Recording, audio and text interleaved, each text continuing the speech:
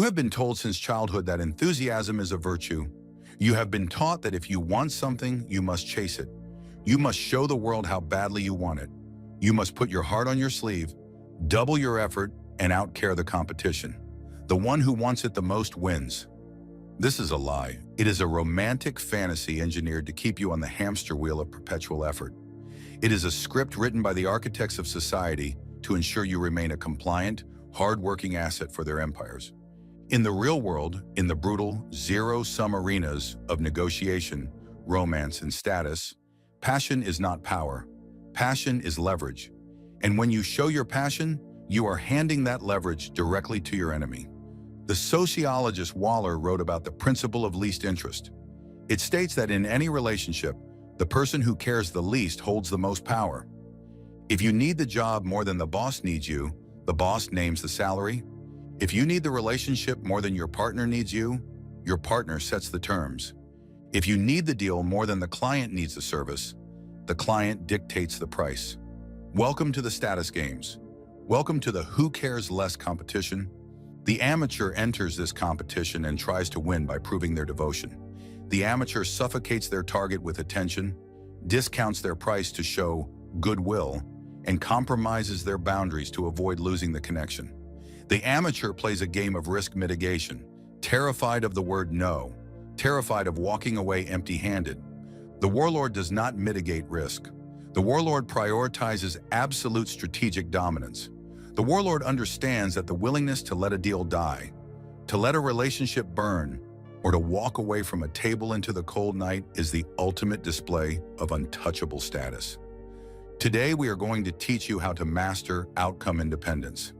We are going to teach you the dark art of strategic apathy. We will dissect the physics of human desire, show you how to starve a narcissist of your emotional energy, and train you to project a terrifying, magnetic indifference that forces the world to chase you. You are going to learn how to step into the void. Part 1. The physics of the seesaw. To master this game, you must first visualize social dynamics as a seesaw. On one end of the seesaw is you. On the other end is your target. A boss, a date, a client, a rival. The fulcrum in the center is the value of the interaction.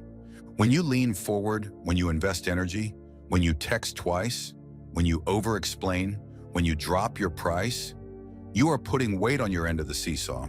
You sink to the ground. You become heavy. You become low status. As you sink, the other person is automatically elevated into the air. You have pushed them up. You have made them high status. From their elevated position, they look down at you. And human beings are biologically hardwired to feel contempt for that which is beneath them. They do not pity your effort. They are repulsed by it. Neediness is an evolutionary signal of genetic weakness. The amateur realizes they are at the bottom of the seesaw and panics. They think, I need to show them more value.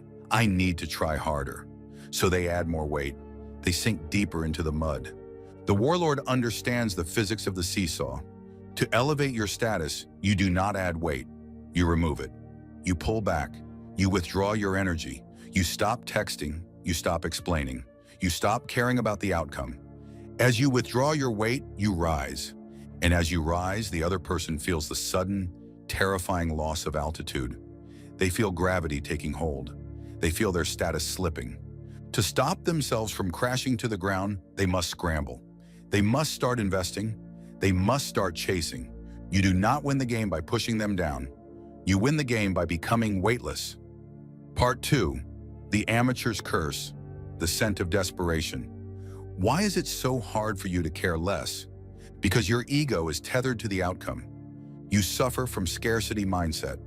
You believe that this is the only job, the only client, or the only partner who will ever validate you. When you operate from scarcity, your amygdala, the fear center of the brain, hijacks your nervous system. You enter a state of survival panic.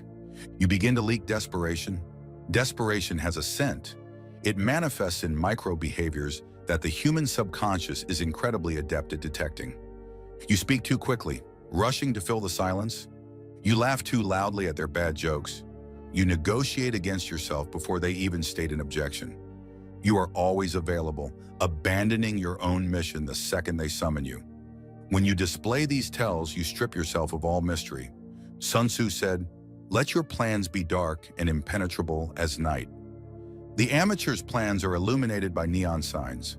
The enemy knows exactly what the amateur wants, which means the enemy knows exactly how to manipulate the amateur. If they know you are desperate to close the deal, they will demand a 40% discount on the final day, knowing you do not have the spine to walk away. You are optimizing for risk mitigation. You want to save the deal at all costs. The Warlord optimizes for dominance. The Warlord knows that a deal closed from your knees is not a victory, it is an indenture. Part 3. The Arsenal of the Warlord, Strategic Apathy. Strategic apathy is not depression. It is not numbness. It is not being a sociopath who feels nothing. It is the highly disciplined, tactical concealment of your investment. It is the decoupling of your internal state from the external outcome. You must adopt the mindset of the casino. The casino wants to win every hand of blackjack, but the casino does not cry when it loses a hand. The casino does not chase the player into the parking lot, begging for its money back. The casino simply deals the next hand, knowing that the mathematics of the game, the house edge, guarantees their ultimate victory over time. You are the house. Here are the specific protocols to enforce strategic apathy. 1. The takeaway maneuver. The most powerful tool in negotiation is the willingness to pull the offer off the table. People do not value what is freely given. They value what is about to be lost. This is loss aversion. When a client is hesitating, complaining about price, or disrespecting your time, the amateur tries to sweeten the pot. If you sign today, I'll add 3 months of free consulting. The Warlord executes the takeaway. It sounds like our timelines and budgets are fundamentally misaligned. I don't think we are a good fit for you right now. I am going to withdraw our proposal so you can find a vendor more suited to your parameters. I wish you the best. Analyze the impact. You just slam the door on them. Their brain experiences a shockwave of rejection. The thing they thought they controlled, your services, has just been snatched away. Their status plummets. In 80% of cases, the client will immediately reverse course. Wait, let's not be hasty.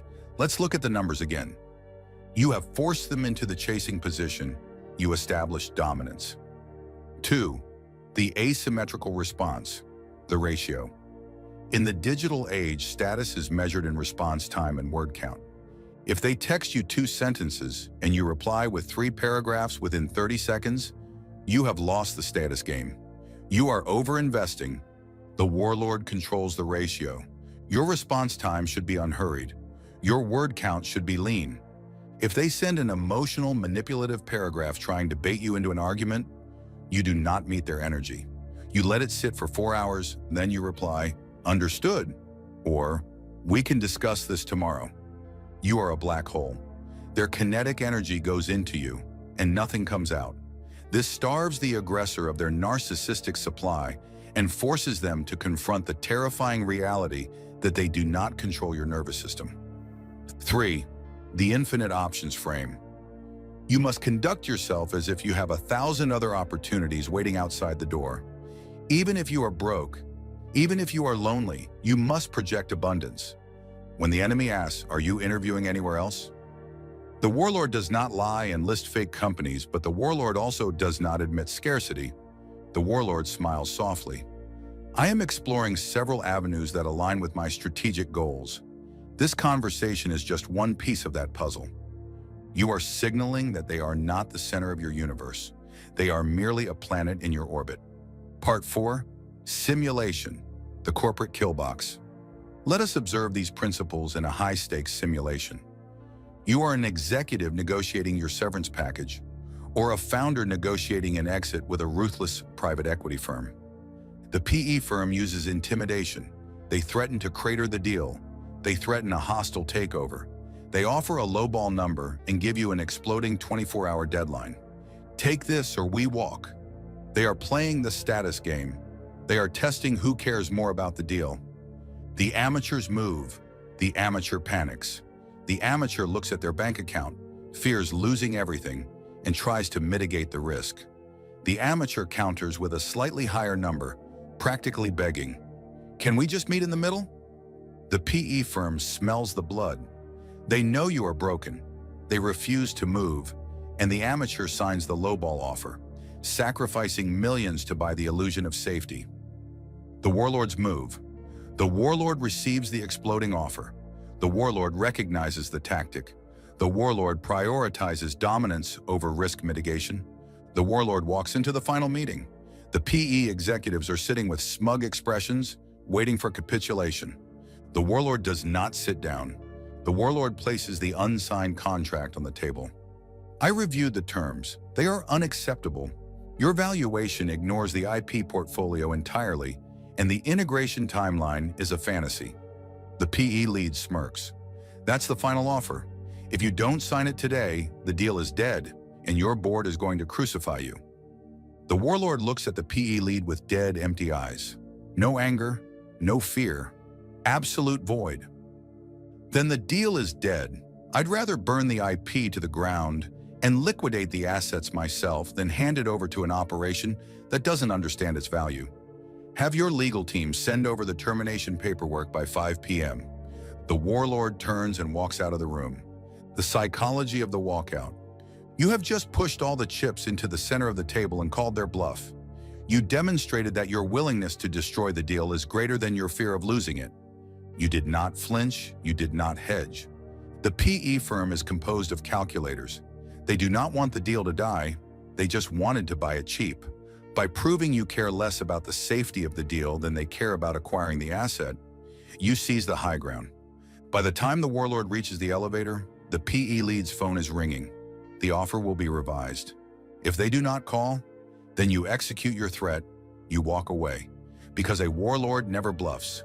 A warlord is fully prepared to endure the pain of walking away in order to maintain absolute sovereignty over their empire. Part 5. Simulation. The romantic battlefield. The who cares less dynamic is most vicious in the realm of dating and relationships. This is where the anxious attachment style goes to die. When you start dating someone, there is a delicate dance of power.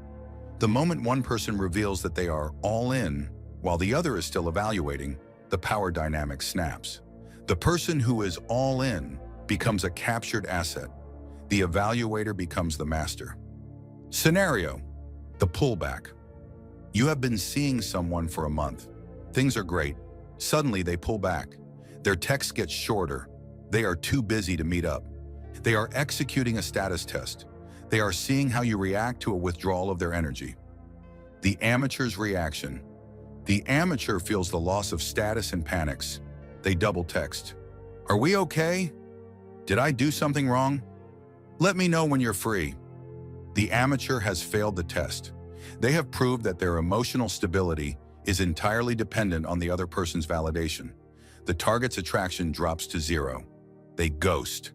The warlord's reaction. The warlord feels the pullback. The warlord's ego might sting for a fraction of a second, but the warlord's discipline takes over. The warlord mirrors the pullback and amplifies it by 10%. If they take 6 hours to reply, the warlord takes 12. If their texts become brief, the warlord's texts become telegraphic. The warlord completely withdraws all validation, all chasing, and all questions about the status of the relationship. The warlord pivots their energy into their own mission, their business, their fitness, their actual empire. The flip. The target expected you to chase. When you don't, their script breaks. They think, wait, why aren't they chasing me? Did they lose interest? Have they found someone better? The vacuum you created forces them to move. They will re-engage. They will send the, hey, sorry, I've been MIA text. The warlord responds politely but coldly. No worries, been a busy week on my end too.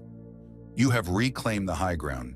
You proved that your life does not stop when they step out of it. Part 6.